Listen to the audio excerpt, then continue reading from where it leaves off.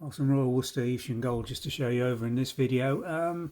Is it a milk jug? Is it a custard or gravy jug? Could be used for a variety of reasons, and it's different size to most. Certainly I think it's probably about 3/4 of a pint this holds. Slightly bulbous around the underside of the spout. I've got here remnants of its original sales barcode still on here, suggesting it's probably not being used. Red pears on the front aspect, and on the rear black currants.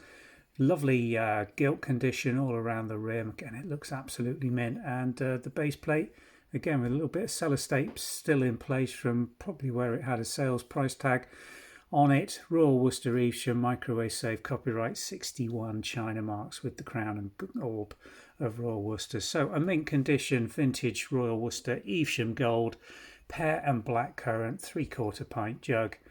In very fine condition. Just needs a good soak in some detergents to take those remnants of the sales stickers off, and it's good to go in absolute perfect condition. Available on the Vintage and Antiques website.